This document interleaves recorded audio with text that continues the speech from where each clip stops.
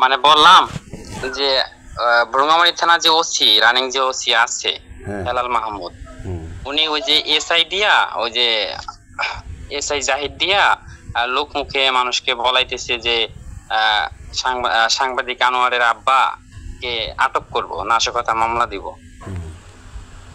মানে এবং গ্রামে আমাদের যে গ্রাম আছে, আমাদের গ্রামে গিয়েও সবার কাছে বলতেছে এবং ফোন দিয়ে অনেক ধরনের হুমকি মানুষের কাছে। তো বললেন না এরকম যে একটা অবস্থার ভিতরে আনোয়ারকে আছি। ভুয়া মামলা অ্যারেস্ট করছে, তাহলে তাদের পরিবারকে কেন হয়রানি করবে এটা জিজ্ঞাসা করেন নাই? হ্যাঁ, এর আগে তো হচ্ছে প্রথম যে একটা মামলা দিয়েছিল সেটা হলো যে ওই আপনার নিউজ সংগ্রহ করতে গেছিল, তখন একটা মামলা দিছিল। মানে প্রথম যে ওসির বিরুদ্ধে মামলা করছিল, মানে নিউজ করছিল, তারপর একটা মামলা দিয়েছে। মামলা দেওয়ার পরে আনোয়ার কি ওসি সাহেবের বিরুদ্ধে নিউজ করছিল দুর্নীতির? জি জি জি, একটা আচ্ছা। ঘুষের একটা নিউজ করছিল। তো করার পরে ওসি সাহেব হচ্ছে আমার ভাইয়াকে হচ্ছে রাত্রে গ্রেপ্তার করার পরে আমার আব্বা বিষয়টা জানতে পারে। জানতে পারার পরে সকাল 10টার ওদিকে আপনার হচ্ছে ভ্রুঙ্গামারী থানায় যায়। যাওয়ার পরে ওসি সাহেবকে জিজ্ঞাসা করে যে কেন আমার ছেলেকে গ্রেপ্তার করলেন। তখন ওসি সাহেব হচ্ছে উল্টাপাল্টা কথা বলে এবং আমার ভাইয়ের কথা জিগাইলে যে উনি মানে কোথায় আছে কিছু বলে না। না বলে আমার আব্বাকে উল্টাপাল্টা কথা বলার পরে আমার আব্বাকেও গ্রেপ্তার করছিল। আচ্ছা। গ্রেপ্তার করে একটা মামলা দেয়। মামলা দেওয়ার পরে আমার আব্বাও এই 25 দিনের মতো হবে। মানে আপনার আব্বা বলতে সাংবাদিক আনোয়ারকে অ্যারেস্ট করছে, আনোয়ারের বাবাকে অ্যারেস্ট করছিল? হ্যাঁ হ্যাঁ হ্যাঁ, মানে অপরাধ হলো তো ওসি সাহেবের দুর্নীতি নিউজ করছিল, এই তো? জি জি জি জি, প্রথম নিউজ করছিল। আচ্ছা, তারপরে? তো তারপরে হচ্ছে নিউজ করার পরে তারপরে যে গ্রেপ্তার করলো আব্বারও। তো জামিনে বের হয়ে আসার পরে ওই স্যার আপনার সাথে আপা কথা বলছিল যে আপনি একটা পরামর্শ দিছিলেন না যে একটা মামলা করেন। তো ওসির বিরুদ্ধে ওই যে আইজিপি বরাবর ওই যে ফরিদ খান স্যার ওই জায়গায় গিয়েছিলাম। আইজিপি বরাবর একটা হচ্ছে হেডকোয়ার্টারে একটা স্মারকলিপি ফরিদ খান বলতে কি যে বাংলাদেশ প্রেস ক্লাবের সভাপতি ফরিদ খান সাহেব? হ্যাঁ হ্যাঁ, ওই ফরিদ খান স্যার একটা স্মারকলিপি দিছিল। দেওয়ার পরে অনেক ডকুমেন্টস ওই যে এসপির সাথে যে কথাবার্তা হয়েছে সম্পূর্ণ ওগুলো দেওয়া হয়েছিল। দেওয়ার পরে তার কাছে দিয়েছেন এগুলো? আইজি সাহেবের কাছে অভিযোগ করছেন, এই তো? হ্যাঁ হ্যাঁ হ্যাঁ হ্যাঁ, হেডকোয়ার্টারে। তারপরে ওই জায়গায় দেওয়া হয়েছিল।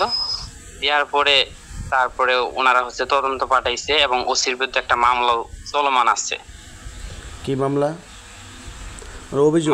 মামলা, হ্যাঁ অভিযোগ, মানে 10 লক্ষ টাকার মতো। মানে আব্বা যে আমার পিতা যে হচ্ছে থানায় গেছিল, থানায় যাওয়ার পরে আমার পিতার কাছে মোটা অঙ্কের একটা টাকা দাবি করছিল। মানে ওসি সাহেব টাকা দাবি করছিল? কেন করছিল? যে টাকা দেন তাহলে আপনার ছেলেকে ছাড়বো। মানে মূল বিষয়টা হচ্ছে যে আমাকে ওদিকে একটা মাদক বিরোধী একটা মানে প্রথম যে মামলাটা, মাদক বিরোধী একটা অভিযান চলার পরে ওই জায়গায় হচ্ছে আপনার আসামির কাছ থেকে 40,000 টাকা নেয় থানা পুলিশ। আচ্ছা। নেওয়ার পরে হচ্ছে আসামি ছেড়ে দেয়। আসামি মানে কিছু টাকা কমার কারণে আসামি ছেড়ে দেয় না, টাকা নেয় আসামি মানে গাড়িতে তুলে। তারপরে হচ্ছে ওদিকে যে গ্রাম অঞ্চলে যে মানুষগুলো আছে ওনারা একটা করে গাড়ির সামনে দাঁড়ানোর পরে একটা ঝামেলা হয়। ঝামেলা হওয়ার পরে আমার ভাইয়ারে করে অনেকে গ্রামের অনেকে ফোন করে ডাকে যে একটা নিউজ করেন এই বিষয় নিয়ে। তো তার আগেই কিন্তু হচ্ছে আমার ভাইয়া কিন্তু হচ্ছে ওসির বিরুদ্ধে একটা নিউজ করছিল যে মানে নিউজটা হচ্ছে জিটিতে লিখতে বাধ্য করলেন, আপাতত আইনগত ব্যবস্থা নেওয়া দরকার নেই ভ্রুঙ্গামারী থানার ওসি। এটা হচ্ছে অনেক মানে কয়েকটা জাতীয় পত্রিকাও প্রকাশিত হয়েছিল। আনোয়ার নিউজটা করছিল, তো? জি জি জি, আনোয়ার ভাই নিউজ করছিল। আচ্ছা। তো তারপরে হচ্ছে যখন হচ্ছে আসামি ওনারা হচ্ছে সিনাই নেওয়ার পরে তারপরে ওসি চক্রান্ত করে তারপরে ওই যে আমার ভাইয়াকে মানে ভদ্রলোকের নাম কি?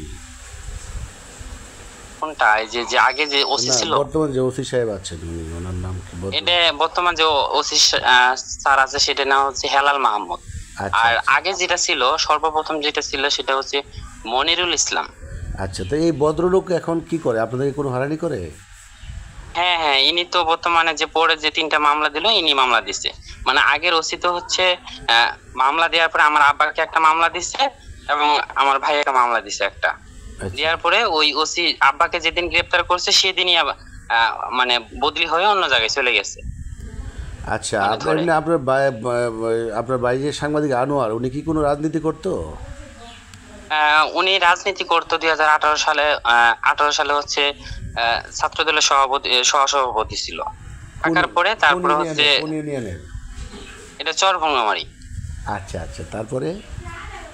তারপরে হচ্ছে এই আপনার হচ্ছে ওদের সাথেই ছিল। তারপরে ওই যে সাংবাদিকতা পেশায় যুক্ত হওয়ার পরে সাংবাদিকতা পেশা করতেছে, পাশাপাশি ওইটা। আপনার ভাই পড়াশোনা করছে কোথায়? আমার ভাইয়া পড়াশোনা করছে ইয়েতে, আপনার আমাদের ওদিকে। মানে কোথায়, মানে পাস করছে কোথায় থেকে? এই যে কুড়িগ্রামের ওদিক থেকে। কি পড়াশোনা কি? ডিগ্রি কমপ্লিট করছে। না, আপনার ভাই ডিগ্রি পাস করছে, সাংবাদিক আনোয়ার? জি জি জি। আচ্ছা এবং সাংবাদিকতার পেশা নিয়ে ঢাকা আপনার হচ্ছে নারায়ণগঞ্জের ওদিকে একটা কোর্স করতেছে। 3 বছর লাগবে কমপ্লিট করতে। আচ্ছা আচ্ছা, মানে 1 বছর চলে গেছে আর 2 বছর আছে। আচ্ছা আচ্ছা আচ্ছা। এখন ওসি সাহেব আপনাদেরকে কোনো ডিস্টার্ব করে নাকি, বর্তমান ওসি সাহেব? জি জি, ওই ওসি স্যার হচ্ছে বর্তমানে হচ্ছে এসআই দিয়ে বিভিন্ন হুমকি দিতেছে যেন আমরা মানে ওরে জামিনের মাধ্যমে বের না করতে পারি। যখনই একটা সময় আসে, মানে জামিনে একটা কোর্ট দেওয়ার পরে ডেট আসে, তখনই একটা পিডব্লিউ দেয়। পিডব্লিউ দিয়ে একটা মামলা অ্যাড করায় দেয়, তখন আর জামিন হয় না। মানে একটা মামলা জামিন করলে আরেকটা মামলা গ্রেপ্তার দেখায়, এই তো? জি জি জি, হ্যাঁ, তখন আর জামিন হয় না। একাধিক মামলায় মানে গ্রেপ্তার দেখাচ্ছে ওসি সাহেব, মানে একটা মামলায় আগে অ্যারেস্ট করছে, পরে একাধিক মামলা পাঠাচ্ছে তার জন্য, এই তো? জি জি জি। তো এই বিষয়টা নিয়ে আপনাদের রংপুর রেঞ্জের ডিআইজি বা স্থানীয় নেতাকর্মীদের সাথে কথা বলেন নাই?